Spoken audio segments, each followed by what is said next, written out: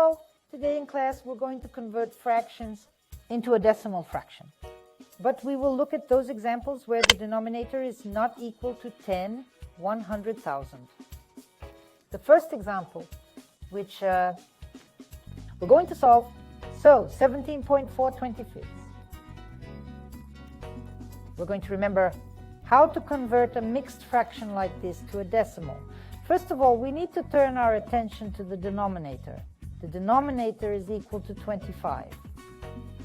We cannot convert to a decimal fraction as long as the denominator is equal to 25. What we need to do, to write this denominator as 100, 1,000, 10,000, millions, and so on. In order to write this mixed fraction as a decimal, we need the denominator to be different. Let's remember how to do this. The denominator must be 100, 1,000, 10,000, and so on. Take the number 100 and see if we can divide 100 by 25 without a remainder. 100 divided by 25. 100 divided by 25, that would be 4.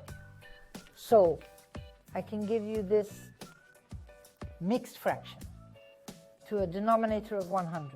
And now 17 integers. We write down unchanged. Next we multiply 4. We multiply by 4. And 4 times 25. We get 17.16 And now the denominator is 100. And we can write this mixed number as a decimal. We write down 17 whole, separating the whole part of our point. And now we write down the fractional part. Notice that in the denominator I have 2 zeros. So there should be 2 signs after our dot. And now the numerator is 16. That's 2 signs. So I write 17 whole 1600ths. We have converted the mixed number 17 whole 4/25 to the decimal fraction 17 whole 1600ths. Next example, 12.7 500ths. In this case, again, the denominator is not 10, 1,000, 100,000, and so on. So I'm trying to get this denominator to the number 1,000. To do this, I'll check. 1,000 is divisible by 500. Divisible without remainder. 1. 0 divided by 500 is 2, so I write 2 next to the numerator. And now I translate 12 integers. 2 times 7 is 14. And 2 times 500 is 1,000. The denominator is 1,000. I can then write this mixed number as a decimal fraction. To do this, I write down the whole part, 12 whole parts. Now I count the number of digits that should be after our dot. That's 3 digits. In the numerator, I have only 2 digits, but I require 3 to accurately represent the value. Consequently, I append a 0 first, followed by the number 14. As a result, the outcome is equal to 12.14 thousandths.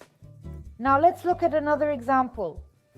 3 whole 14 200ths. This number must be written as a decimal fraction. What should we do? Let's look at the fractional part of this mixed number. It is 14 200ths. The denominator is not equal to 10, 100, 1,000, and so on. But what do we need to pay attention to? We can reduce this fractional part. That is, I'm going to reduce it first. That is, 14 and 200, I will divide by 2. In this case, I get 3.700. And I can see that my denominator has become 100. And then I can also write it down as a decimal fraction. I write down 3 whole and 7 hundredths. So I have 2 decimal places after the decimal point, Again, I have one sign in the numerator, so I add a 0 and write 7. The result is 3.14 is 3.7. That is, when we write a number, a fractional number in the form of a decimal fraction, you can also reduce the fraction to get a denominator that is equal to either 10 or 100 or 1,000. In the next lesson, you and I will continue to work with decimals. That's all for today. Goodbye. See you again.